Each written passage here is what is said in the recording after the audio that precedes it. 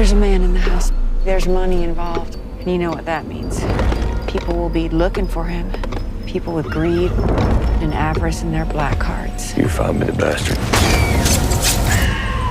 I call on the Lord who is worthy to be praised, so I shall be saved from mine enemies. We gather at the river, where bright angel feet have trod, with its crystal tide forever. What have you done? Dear Lord, please forgive me. You telling me you living all the way out here without even a horse? And I have no intention of ever leaving.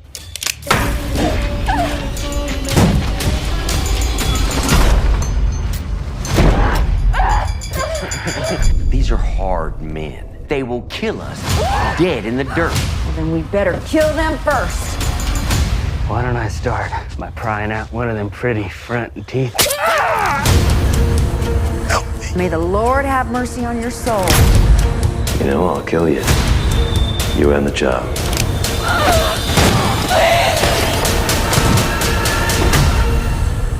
You are a hard woman, Pandora Meadows. Hello, everyone. My name is Heather Hurt with the NRW, where nerds rule the world, and I am here with Audrey Cummings, the director of the upcoming film Place of Bones, arriving in theaters on August 23rd. How are you today? I'm great. Very nice meeting you. You too. Thank you so much for your time today. Absolutely. Tell me about what you thought when you first received this script. Well, first of all, I loved it because a female-driven Western is not something that comes across your desk very often. And I just loved it, just these strong female characters. And I always wanted to do something with the 1800s Wild West frontier. So when I read the script, I fell in love with it immediately. Like, I literally called the producer as soon as I read the last page, and I was like, yes. I really wouldn't call this horror, even though there's elements of suspense in the trailer. Yeah. And I think that it kind of, on IMDb, they kind of threw the word horror in there. Other than the fact that this is a Western, and there are, no spoilers, there are elements of which you could consider horror. What would you truly call this film? Maybe more of a dramatic thriller. There's a lot of thriller, kind of dark elements. I mean, there is the horror at the end, and there's some horror. A dark drama, I don't know. I don't know what I would call it. It's a nice mix of a lot of things.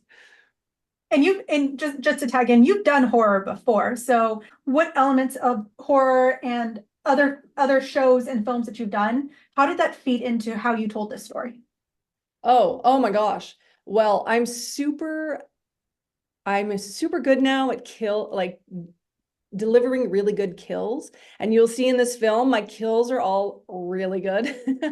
So I would say all my previous experience is really like, I'm fine-tuned into how to killing people really well. I don't know if I should put this on the internet now. No, it's great. And there were one of the things that really brought Place of Bones that really made it stand out to me was the intelligence of the film. One of the big Hollywood tropes is that people in the Midwest during the 18 and 1700s, they weren't that smart, especially people that were kind of the lawless group, right? Yeah. But in this, there's some level of intelligence, especially Hester and Pandora. But there's a lot of intelligence, even those who rob banks are pretty smart.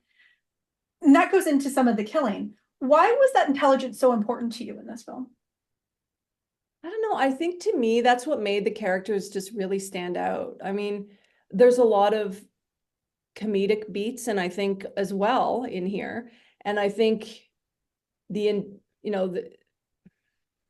don't know, I just think their intelligence really played well into every one of their characters. Like, I fell in love with every single one of these characters. And maybe even the one you would consider the dumbest one, which people will know when they watch the film. I mean, I don't know. He's probably the only character that's kind of dumb, and then you have that sympathy for him because of that. I don't want to say spoilers, which is why I'm kind of not sure what to say, but um, I just think it made them unique, like really unique. And I love that the women were, I mean, super highly intelligent compared to the intelligent men. Yeah, gotta point that out. We are smart. Smarter. We never, speaking of the women, we never really found out why they came. And sorry, spoiler, sort of, kind of. We never really truly find out exactly why they came to this their own little spot in the wilderness. Why the women? Yes, the women. Yes. The Yeah, family. yeah. Why hang that over your heads instead of going in more into that? Well, we did actually. Pandora talks about how her and her husband. So see, it's interesting. I learned a lot from this because back in the 1800s, women were not allowed to own land. And so Pandora in the film, Heather Graham's character, she talks about how she came here with her husband and he ended up dying. And so in the 1800s, if your husband died, his brother would get the land, the wife, the kid, like the husband. I mean, you had no choice in the matter, right? Like your husband's gone and whoever it is decides to take over, takes over. And so in our film, her husband died and she's just like, no way. There's nobody else that is taking this from me. And so she and her daughter, there's little specks of it throughout the film where you see like, she is really stubborn as heck and will not leave this land. And I think it's her holding on to her husband's memory, mostly why she stubbornly stays there. That's a great word, stubbornly. She is incredibly stubborn. And focused. She is incredibly focused on her final goal. I will say that. Yes. Oh yes. This movie had it was a lot of this of the theme is also about survival. It's not just about keeping what you have. A lot of it is about survival. Yeah. Why did y'all go that route? Well, I mean, I think this was something the writer was really interested in exploring, just the survival of two women out in the wilderness of the 1800s, and not needing men and not needing. This writer he's written several scripts and I've fallen in love with all of them. He writes really strong female characters that can just kick ass and take care of themselves. And I just think he's very passionately supportive of that type of character. And that's a great point. It's one of the things you constantly see is men writing women, and there's always this concern that it doesn't do it justice. And Place of Bones, you really see two strong women take control of a situation, one of them unexpectedly. Yeah. What do you say to people that would make assumptions that men should not write women, especially when you have a great example like Place of Bones? I mean, we all share something in common, is like the human experience. I mean, it's funny you asked that question because one of my previous feature films, it was a film written for a male character and it ended up being switched to a female character. And I was I was thinking, oh, this is going to be a lot harder than I think perhaps to switch it from male to female. And then we did, and I was just like, oh shit, like it still works.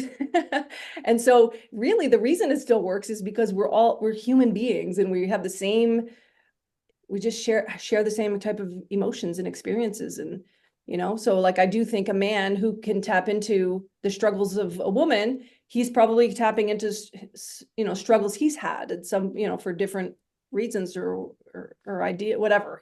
Maybe he was bullied, I don't know, but he's tapping into something that we as women can connect with, Absolutely. It's like you don't have to be an alien to write aliens to write an alien movie. I do know what they think about the movies we make, just to say. Yeah. Esther and her mother, Pandora, their relationship is very special. How would you, to someone who is curious about watching the movie but might not have directly stepped over the line yet, how would you want to explain their mother-daughter dynamic? Yeah, she is very protective of her daughter. it's all she has left. It's all she's almost living for now, is Pandora's living for her daughter. And the daughter, for the most part, off at the top of the film, you kind of get the sense that she's maybe stunted a little bit in her development as developing into a young woman, because her mother, she's under her mother's, sort of iron grasp. But that's the fun of this character, is you get to watch her break out of that in this film and just start to become her own person. And that, I love Brielle. I love the actress who played Hester. I love the performance she did. And I love that character. She's a wonderful character to watch, like in terms of arc and just where she ends up. I'm just gonna say it almost seems though that she starts in the same place she ends, because you see this darkness in her, not to get too much into it, but you see this darkness in her that's like just always kind of right underneath, and you're like, oh yeah, she's a butterfly, but there's something there. She's got a bit of her mom in her. Yeah. Tell you mentioned a little bit ago about the research y'all had to do. How much research and time did y'all spend looking into how these women would have lived and how these bank robbers would have lived and survived? What's really interesting is how much work the actors put into their characters. Every single one of them. Like, I did my own research, just kind of, very, like, I watched movies. I watched Sergio Leone movies.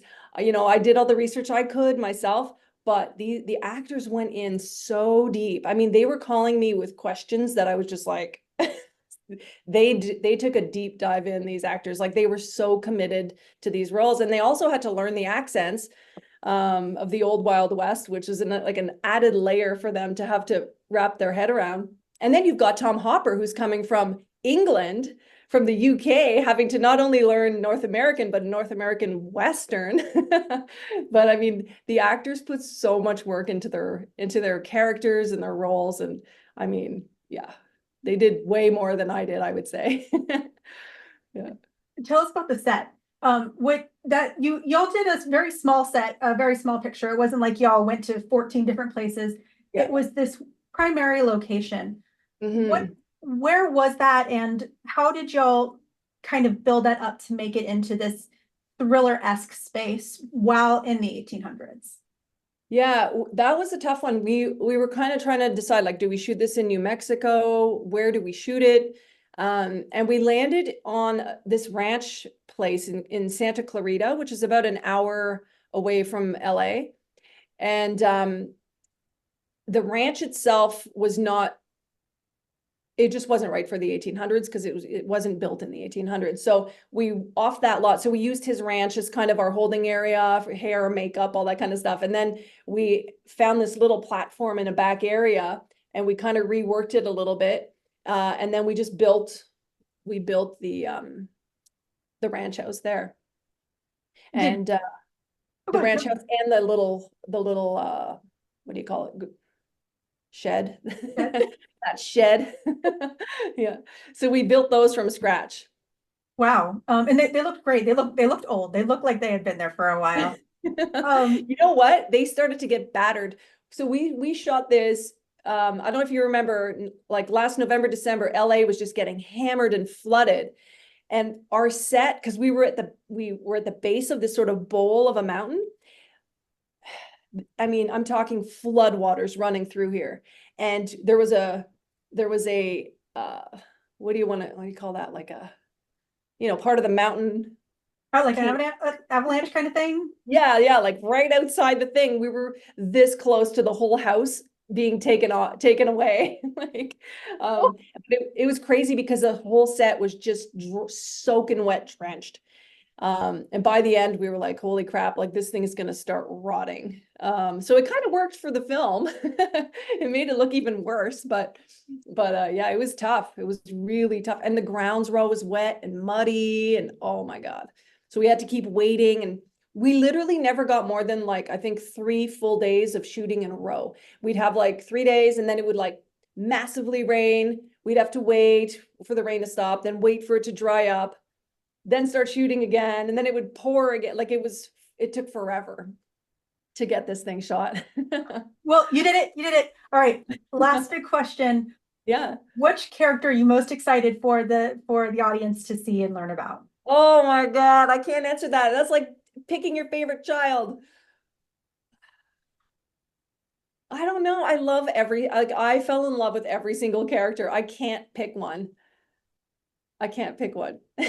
No, that really shows the dynamic in the story that was built, because everyone was really, really strong, and it was an absolute delight to watch. Thank you so much, Audrey, for your time. Place of Bones arrives in theaters and on digital on August 23rd. Thank you so much. Thank you. So nice meeting you. You too.